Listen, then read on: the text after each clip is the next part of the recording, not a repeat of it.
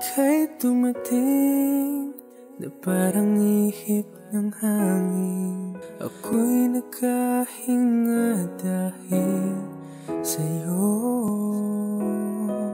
Tadhana may di natin pwedeng alamin. Hi ma'am. Excuse me po, ma'am, magtatanong lang. Okay lang po na ma-interview ko po kayo kung okay lang naman sa inyo, ma'am. Okay lang. Hi ma'am, good evening po. Pwede ko po bang matanong ang inyong pangalan? I'm Sally. Ilang taon na po si Ma'am Sally? I'm 47. Ma'am, matanong ko lang, bakit po kayo nandito sa biking park sa MOA? Ano po ang ginagawa niyo dito? Nagre-relax lang ako. Rest day ko kasi. Matanong ko lang din ma'am, anong trabaho po ni ma'am? Call center. Nakakita ko kasi ma'am na para kayong may iniisip, para kayong may pinagdadaanan. Meron po ba kayong problema ma'am? So far, medyo recovered na ngayon. Before, talaga, di ko kinaya. Nire-refresh mo pala yung sarili mo dahil may pinagdaanan ka ba na grabing problema ma'am? Oo, kasi in 26 years na nagsama kami ng asawa ko, nagkahiwalay din kami. I'm not expecting na akala ko may forever. Yung pala, hindi lahat ng pagsasama may forever. 26 years kayo nagsama ma'am. Nag-silver wedding pa po ba kayo? Actually, oo. Kala ko, after nung silver wedding anniversary namin, hanggang tumanda kami, magkasama kami. Ano po ba ang reason bakit kayo naghiwalay ng husband mo? To be honest, ako sa sarili ko, hindi ko rin masagot kung ano yung talagang dahilan niya bakit bigla na lang umalis siya. Pero di ko naman sinasabing perfecto ko bilang wife. Marami kaming pinagdaanan na lahat pinatawad ko siya kahit in spite na baging babaero niya. Tinanggap ko, kaanak kami, akala ko magbabago siya pero hindi pala. The same pa rin. So ma'am, yung reason po ng paghiwalay nyo is third party po ba? Yes. Walang changes. Akala ko yung sinasabi niyang promise sa akin na ako lang, kahit meron, hindi niya kami iwan. Pero dumating sa point na iniwan pa rin niya kami. Dahil hiwalay ka na sa asawa mo, is a single mother ka for now? Yes, oo. May 4 akong anak. Wow! Ilang taon na po yung mga anak nyo? Actually, yung 2 malaki na, nagtatrabaho na. May 2 pang maliit na nag-aaral. Wala na kayong communication ni sir? Hindi ba siya nagsusustento para sa'yo? May communication kami through court na lang. Doon lang kami nagkikita. Ilang taon na po kayong hiwalay? 3 years, naghiwalay kami. Totaling walang communication. Pero yung mga 2 malalaki kong anak, may communication sa kanya. Hindi ko sila pinagbawalan. Ma'am, sa 3 years na to, ano po yung naramdaman yung sakit? Super sakit. Sobrang sakit.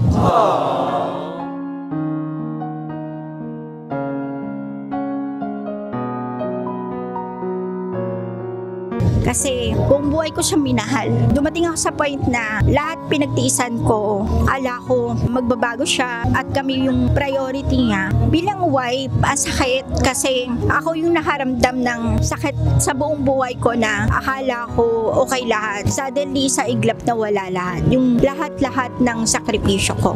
Dahil sa naghiwalay kayo ng 3 years, na depression ka ma'am. Correct. Tika-depression na ako. Dumating ako sa point na kailangan kong pagamot yung sarili ko. Kailangan kong lumayo sa pamilya ko.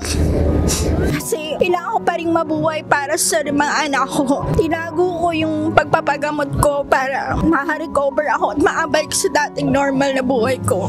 Pero hindi ko ahalaan na magugulo lahat. At the same time, darating sa point na mawawalan magulang ko para lang ma-realize ko yung lahat ng ginawa ng pamilya ko para sa akin. Napokus ako sa pagmamahal sa asawa ko. Na dapat pala ang pinagtubunan ko yung mga anak ko. Pinagsisihan ko lahat kasi kung di pa namating yung parents ko, hindi ko marirealize na kailangan kong i-focus sa sarili ko sa mga anak ko. Parati kong nihiling kay Lord na maayos kami mag-iina. Sakit talaga. Sorry. Sorry, nadala ako talaga. Okay lang po ma'am. Pasensya na po kayo at medyo na nag-emotion po tayo. For now ma'am, pwede ko bang matanong is, kumusta ka na po ngayon? Okay naman. Focus on work. Masaya ako ngayon kasi magkakasama kami ng mga anak ko. Kahit anong pagdaanan namin, buo kami.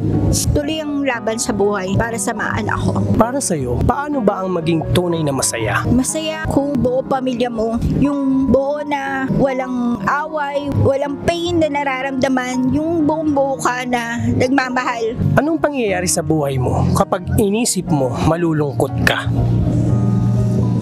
Yung pagkawala ng magulang ko.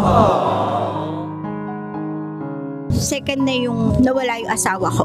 Kasi akala ko mas masakit pagka yung asawa ko nawala. Mas masakit pala yung mawala yung magulang mo. Kasi buong buhay ko, sila kasama ko. Hindi namin kayang tanggapin na wala yung parents ko sa tabi namin. Pero para sa mga anak ko, kailangan ko pa rin maging mabuo. Buo para sa mga anak kong maliliit. Hindi pala kailangan yung asawa ang i-priority. Kailangan yung mga anak natin. Yun ang importante.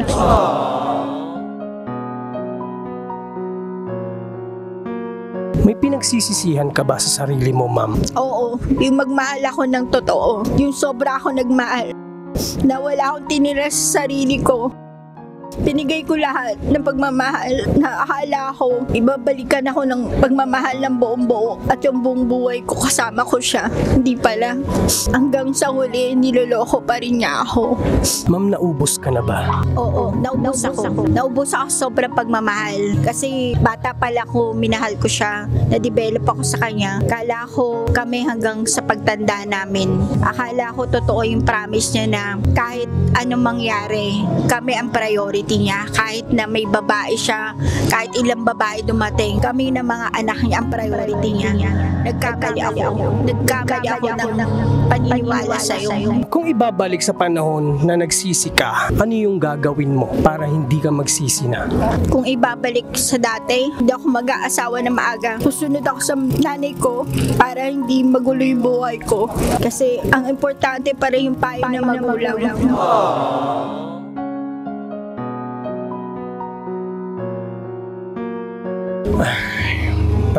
Hindi ako makapagsalita sa problema mo, ma'am. Medyo talagang mabigat kasi 26 years nag-silver wedding pa kayo. Makita lang yung pagmamahal na ibinigay mo. Para sa akin, ang sobrang tatag nyo, ma'am, sa naging sitwasyon ng buhay nyo ngayon, ma'am. If ever na mapapanood ni sir yung video na to, ano yung gusto nyong sabihin sa kanya para kahit papano is malaman niya yung nasa loob nyo? Kung napapanood mo to, sana ay pag-usap ka. Tapusin natin, i-close natin yung dapat na i-close para meron ka katahimikan, may katahimikan ako. Huwag mong baliwala yung pamilya mo kasi in the end, yung mga anak ka pa rin, yung mga anak mo pa rin ang nangangailangan sa'yo. Hindi ako. Nagkamali ako ng paniniwala sa'yo. Kasi ikaw yung inaasahan kong nasa tabi ko, whatever na pagdadaanan ko sa buhay ko at sa aming mag-iina. Pero hindi, ikaw yung nagdala ng sakit. No worries, okay na ako ngayon. Kaya ko nang tanggapin, kaya ko nang harapin na magkita tayo para matapos tayo at maiayos yung buhay ng mga anak natin. Para po magkaroon kayo ng closure. Oo, gusto ko i-close kasi hindi natin hawak yung buhay natin. Baka ngayon malakas ako, bukas wala na ako. Hindi ko alam. Gusto ko lang iayos yung buhay ng mga anak ko ngayon. If ever, ma'am, bumalik siya sa'yo, bibigyan mo pa ba siya ng second chance? Ang hirap sagutin. Si Lord lang nakakalam ko anong sasagot dyan. Actually, at ayaw ko talaga. Nilalaan ko na lang kay Lord kung ano yung para sa amin at kung ano yung ending ng buhay ko ngayon. Paano ka ba nahilom sa sakit na nadama mo, ma'am? Naging guide mo ba si Lord para kahit papano is maging maayos yung pag-iisip mo? Actually, lahat na ng paghingi ng tawad ginawa ko kay Lord. Pero I'm not expecting na ang magiging kapalit, mawawala yung magulang ko para lang ma-realize ko. Tama lahat ng payo ng nanay ko, ng tatay ko. Nasa huli talaga yung pagsisisi. Inaamin ko yun. Dami kong sinakripisyo, dami kong binaliwala sa buhay ko. In the end, yung nanay ko pa rin ang tatakbuhan ko at pamilya ko. Walang iba. Thank you, ma'am. Maraming salamat po. Napakaganda po ng istorang shinare nyo po sa akin. Hindi ko po alam kung paano o kung gaano kasakit yung naranasan nyo, pero feel na feel ko sa sarili ko, ma'am, sobrang sakit po. Sa mga katulad mo, single mother, ano yung gusto mong mai-message sa kanila para kapulutan ng aral ang nangyari or experience ng buhay mo? Bilang single mom, di ko kinahihiya kasi sa buong pagsasama na mag-asawa, never ako nagloko. Never ko siya niloko sa buong buhay ko. Focus on my children, sa kanya, pagiging mabuting asawa, kahit na niloloko niya ako. Pero dumating na siguro sa sitwasyon na will ni Lord na matauhan ako, at the same time, hindi yung buong buhay akong lolokohin ng mahal ko. Sa ngayon, ma'am, magpakatatag po kayo. Magkaroon po kayo ng pananampalataya sa Diyos at ipagpa-Diyos na lang po sa ngayon yung hinaharap yung problema. Huwag niyo pong kalimutan kahit papano na maging malakas kayo sa bawat pagsubok na dumadating sa buhay niyo, ma'am. Maraming salamat, ma'am, and God bless you po, ma'am.